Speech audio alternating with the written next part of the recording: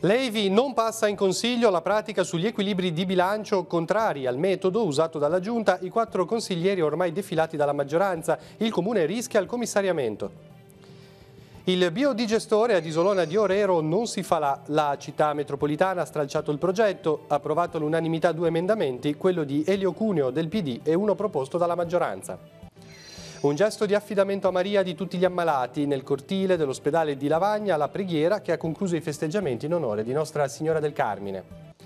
Il tema dell'amicizia al centro del campo estivo di Villanoce per i ragazzi delle medie di Santa Margherita Ligure. I giovani della Fontana Buona invece hanno riflettuto sulle fragilità a Barbagelata. Questa sera puntata di Estate Giovani.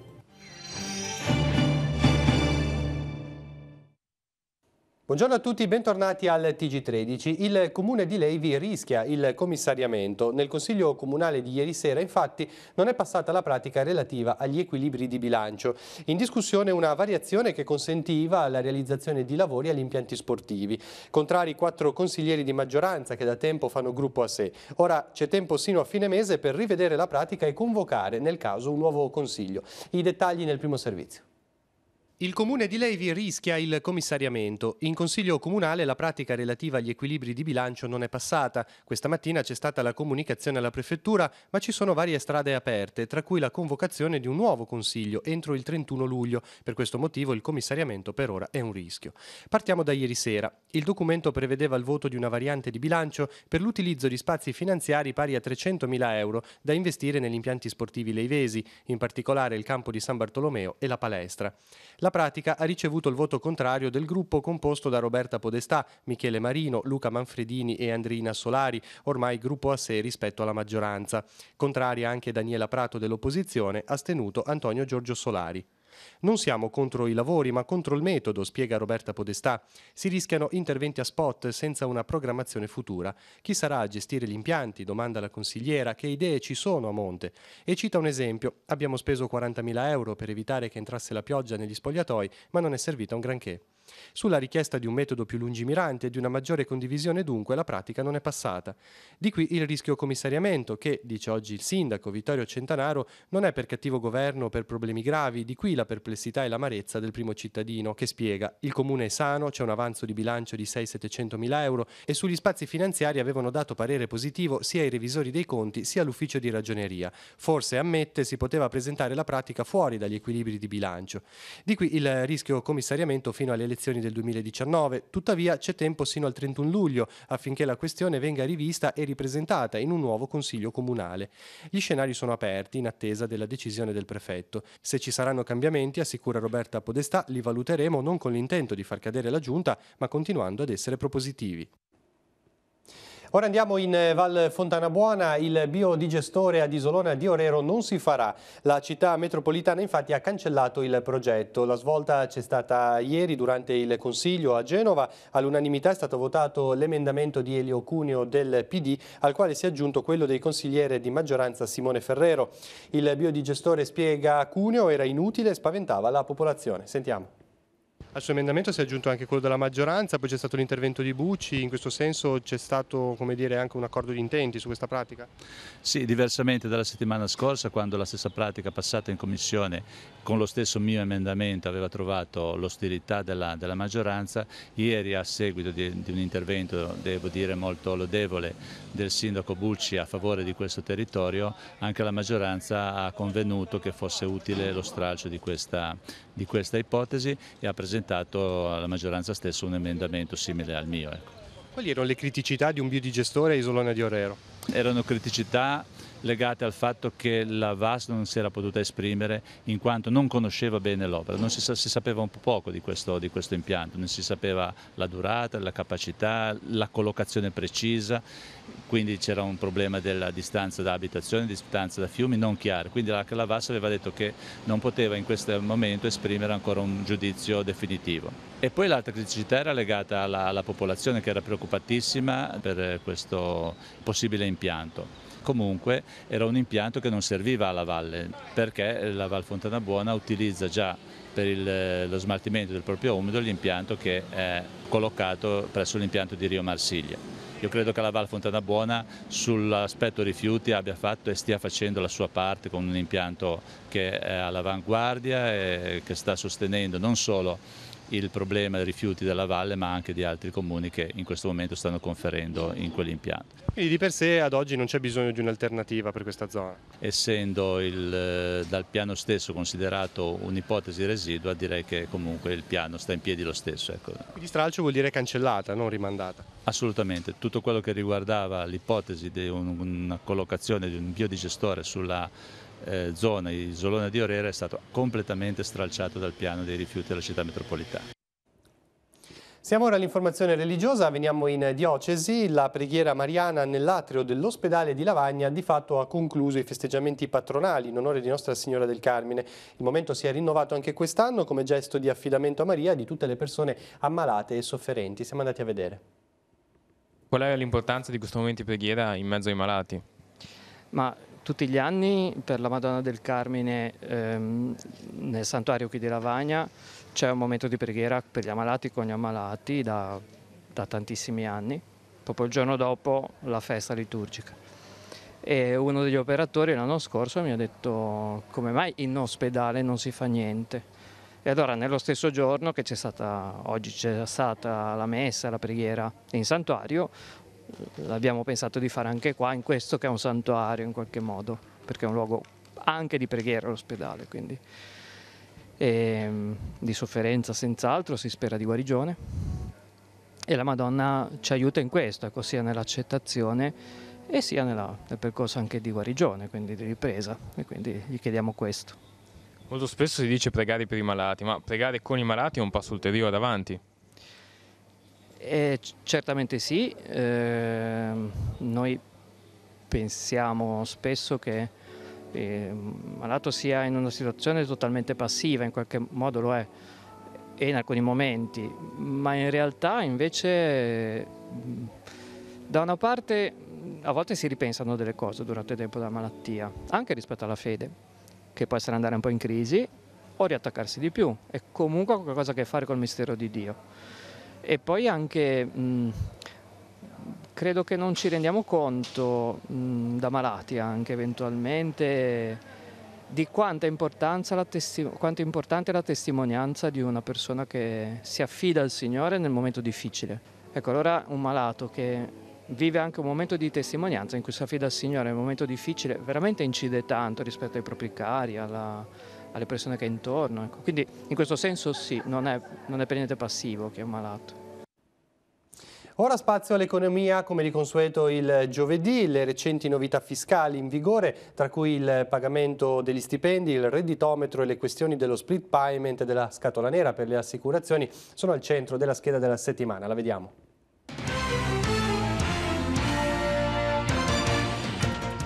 Come noto, dal 1° luglio i datori di lavoro e i committenti privati non possono più pagare in contanti gli stipendi. Il divieto vale per lavoratori subordinati, collaboratori coordinati e continuativi e soci di cooperative.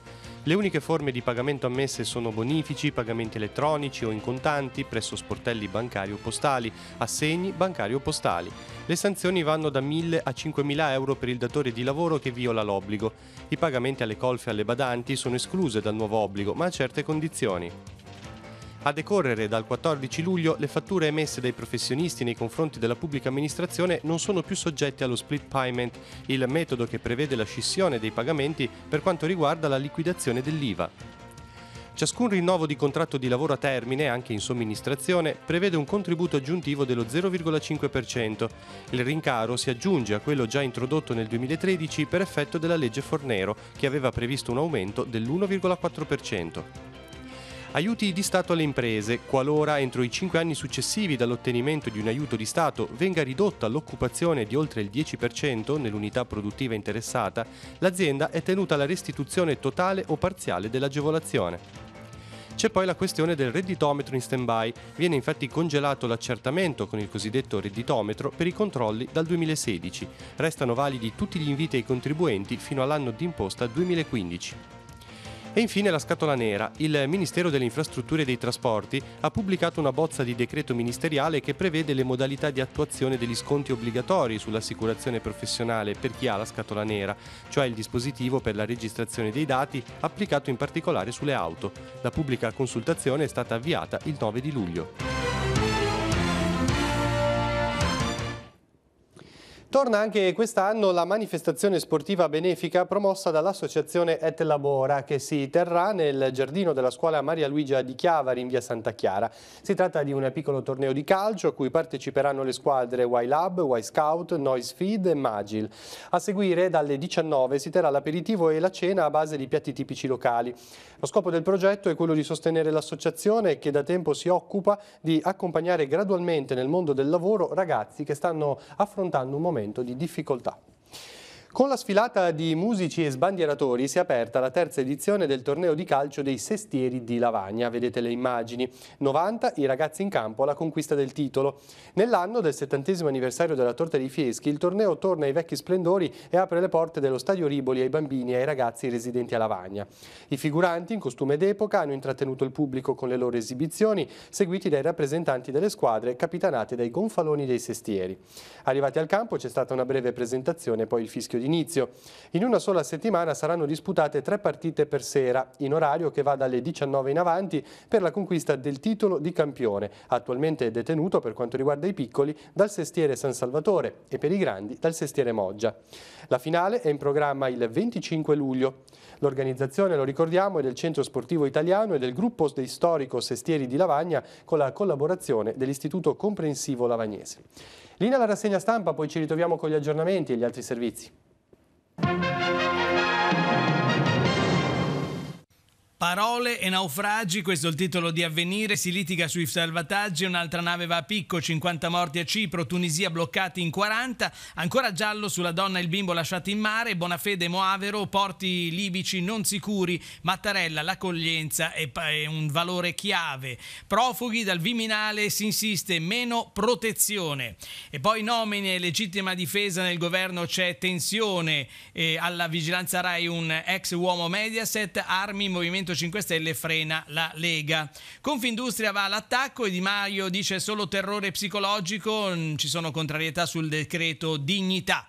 E poi Chiara Corbella, una beata per tanto amore, si apre il processo per la mamma eroica di Roma.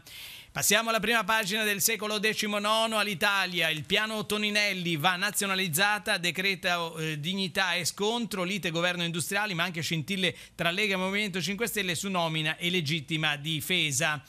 Gestione Carigi, avvocati in campo per Malacalza, Fiorentino sono tranquillissimo. Recco, lo sport compie 110 anni, il club Amici Vela e Motore. E poi l'inchiesta, turismo low cost, i 130.000 posti letto che dividono i liguri.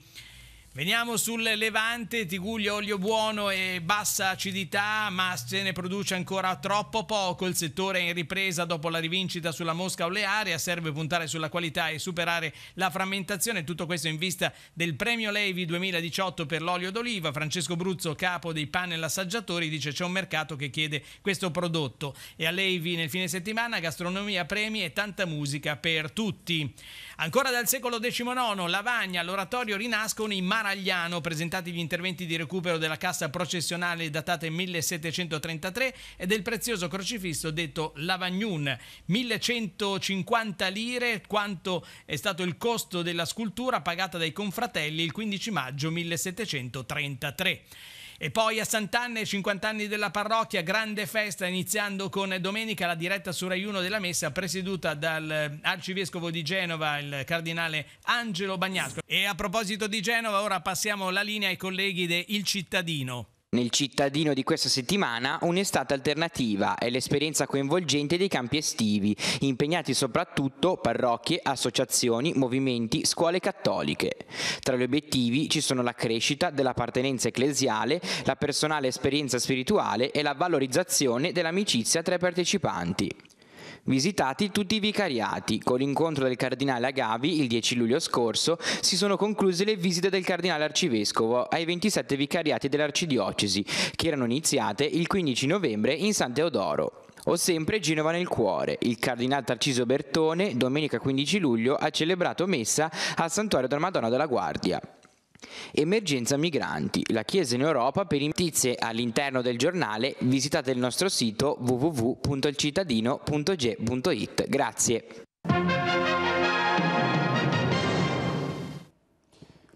Cronaca, i carabinieri di Lavagna hanno denunciato uno straniero di 49 anni residente a Milano con precedenti. L'uomo il 7 luglio scorso sulla pista ciclabile del Lungoentella ha aggredito sferrando un pugno senza motivo un connazionale di 55 anni residente a Chiavari. Gli ha procurato lesioni guaribili in 7 giorni. E un 60enne di Lumarzo è stato denunciato dai carabinieri del nucleo radiomobile di Genova. Sorpreso alla guida del veicolo in evidente stato di ebbrezza alcolica, gli è stata ritirata la patente di guida. Altri aggiornamenti dalla redazione è pronta Francesca Caporello. Te Francesca. Grazie Maurizio, buongiorno a tutti i telespettatori. Questa mattina si è tenuto presso la sede della SEAC a San Colombano Certeuni un incontro tra i dirigenti aziendali e il vescovo Alberto Tanasini. È stato non soltanto un momento di dialogo e confronto su alcuni temi centrali, quali per esempio il lavoro, le assunzioni e il sostegno alle famiglie, ma anche e soprattutto si è illustrata la situazione del nostro territorio con un occhio di riguardo per la Val Fontana Buona, e a seguire si è tenuta la messa con tutti gli impiegati e i lavoratori. Dalla redazione è tutto, ripasso la linea allo studio. Bene, grazie. Noi concludiamo dando uno sguardo alla nostra programmazione e torniamo a parlare delle esperienze che i ragazzi del nostro territorio in queste settimane stanno facendo con i campi estivi parrocchiali. Questa settimana la rubrica Estate Giovani ci farà incontrare i ragazzi di prima e seconda media delle parrocchie di Santa Margherita Ligure che hanno trascorso un breve soggiorno a Villa Noce, e la quinta elementare e la prima media della Val Fontana Buona a Barba Gelata. Ne vediamo un'anticipazione. Ciao, semplicemente ciao. Come la speranza, come frutta ancora cerva. Qual è il tema del campo?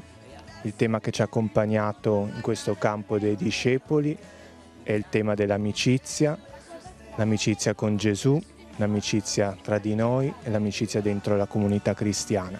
Questo tema ha accompagnato anche i 2 campi precedenti, i figli amati e perdonati, gli invitati e i figli della luce. Per esempio adesso che tipo di lavoro state facendo? Qui stiamo lavorando su un film che abbiamo visto ieri che riguarda il tema di questo campo, che è l'amicizia. Abbiamo visto i film di Il Ponte di Terabitia e quindi stiamo lavorando su quale tipo di amicizia, soprattutto oggi. Abbiamo iniziato la proposta stamattina con il tema della libertà, vivere la libertà nelle amicizie.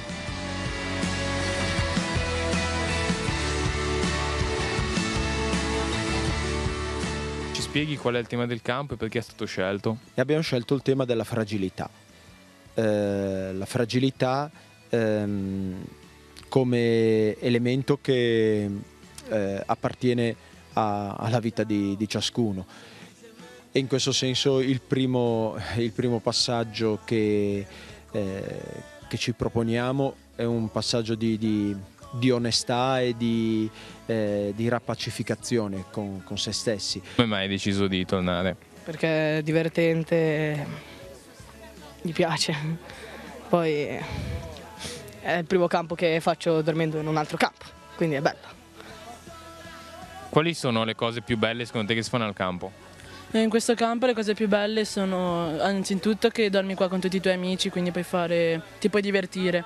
Poi si vanno anche nei boschi a giocare a vari giochi e si sta molto all'aperto invece e non si possono manco usare il cellulare tanto la sera per chiamare i genitori. Quindi è anche un gioco per annegare più amicizie. Cose che mi fai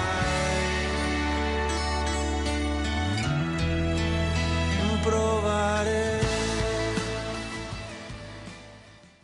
Allora, Estate Giovani questa sera alle 21:10 sul canale 15 di Telepace. Ci ritroviamo questa sera alle 19:15 invece con il Tiguglio Oggi per l'informazione locale. Grazie per averci seguito, buon proseguimento di giornata.